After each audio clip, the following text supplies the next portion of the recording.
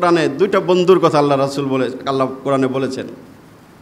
উকবা, একজন নাম উবাই, দুইজনে খুব ঘনিষ্ঠ বন্ধু।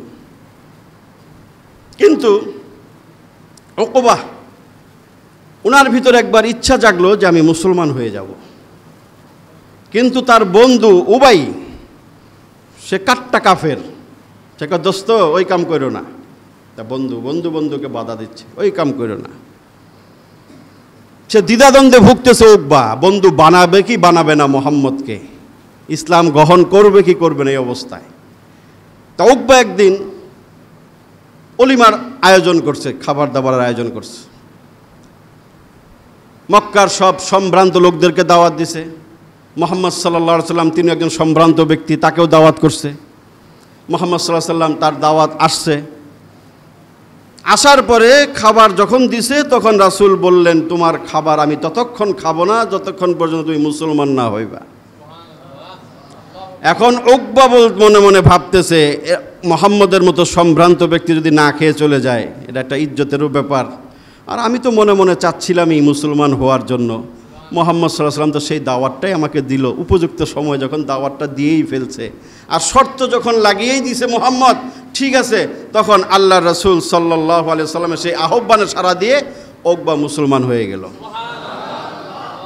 কিন্তু দেখেন পরবর্তীতে বন্ধুর কারণে কি পরিণতি হয়েছে তার। তো মুহাম্মদ সাল্লাল্লাহু আলাইহি ওয়াসাল্লাম খাবার গ্রহণ করলেন, চলে গেছেন। এরপরে ওর ওই যে দুষ্ট বন্ধু আসছে উবাই, আয়েশা কয়, দোস্ত কি শুনলাম তুমি বলে মুসলমান হয়ে গেছে? হ্যাঁ দোস্ত হয়ে গেছে। কেন তুমি হইলা?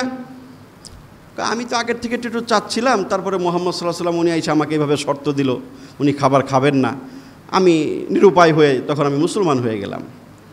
এখন দেখেন খারাপ বন্ধু তাকে কি করতেছে, এই যে বন্ধুর কাজ।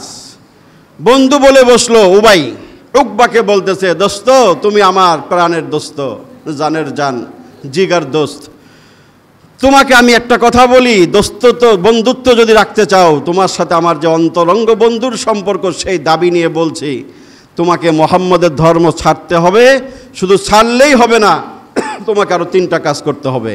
1 নম্বর কাজ, মুহাম্মদের মুখে থুতু দিতে হবে। 2 নম্বর কাজ, মুহাম্মদের গলা চিপে ধরতে হবে। 3 নম্বর কাজ, মুহাম্মদকে অশ্রাব্য ভাষায় গালিগালাজ করতে হবে। এখন উকবা মাথা নিচা করে চিন্তা করে, কোন বিপদে পড়লাম, মুসলমান হইলাম, এদিক দিয়ে বন্ধু যে শর্ত লাগাই দিল আবার দোস্ত। দেখেন দোস্ত অনেক 6-9 চিন্তা ফিকির কইরা শেষ পর্যন্ত বন্ধুত্বের কাছে পরাজিত হলো।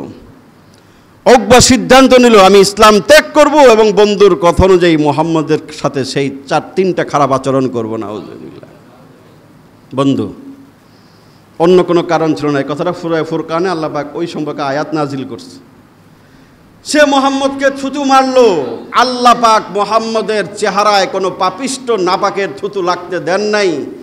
বর্ণনা এসেছে ওই উকবার থুতু আল্লাহ গুড়াইয়া গরম পানি বানাইয়া তার মুখের মধ্যে লাগাই দিছে, তার ঠোঁট মোট ফুলে গেছে। তারপরেও বন্ধুত্বের দাবির খাতিরে সে পিছপা হয় নাই, সে মুহাম্মদকে গলা চেপে ধরার চেষ্টা করলো, মুহাম্মদকে অশ্রাব্য ভাষায় গালিগালাজ করলো। করুণ পরিণতি ভোগ করে উকবা দুনিয়া ছেড়েছে। পরকালে তার পরিণতি কি হবে সেই কথা আল্লাহ পাক সূরা ফুরকান আল্লাহ বলেছেন, ওয়ায়াউমা ইয়াআদ্দুজ যালিমু আলা ইয়াদাইহি ইয়াকুলু ইয়া লাইতানি ইত্তাখাযতু মা'আর রাসূলি সাবিলা ইয়া ওয়াইলাতা লাইতানি লাম আত্তাখিয ফুলানান খলিলা। আল্লাহ বলেন, এই জালেম কিয়ামতের দিন নিজের হাত নিজে কামড়াবে। ইয়াআদ্দুজ যালিমু আলা ইয়াদাইহি, সে নিজের দাঁত দিয়ে হাত কামড়াবে আর বলবে, ইয়া ওয়াইলাতা লাইতানি লাম আত্তাখাযতু মা'আর রাসূলি সাবিলা, হায় আফসোস, হায় আফসোস, আমি যদি সেদিন উবাইয়ের কথা যদি না শুনতাম, আমি যদি মুহাম্মদের সাথে বন্ধুত্ব রাখতাম, তাহলে আজকে আমার এই করুণ পরিণতি ভোগ করতে হইতো না। বলবে, ওই দিন যদি আমি আমার বন্ধু উবাইয়ের কথা যদি না শুনতাম, মুহাম্মদের সাথেই যদি বন্ধুত্ব রাখতাম, কতই না ভালো হইতো, তাহলে আজকে এই পরিণতি আমার হইতো না।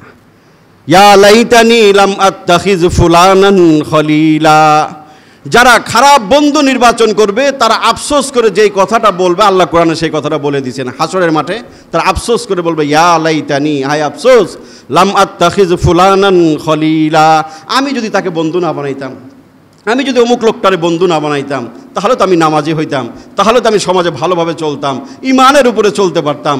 আজকে তো আফসোস, আমি খারাপ বন্ধুত্বের পাল্লায় পড়ে আমার দুনিয়া আখিরাত বরবাদ হয়ে গেল। এইভাবে তারা আফসোস করতে থাকে।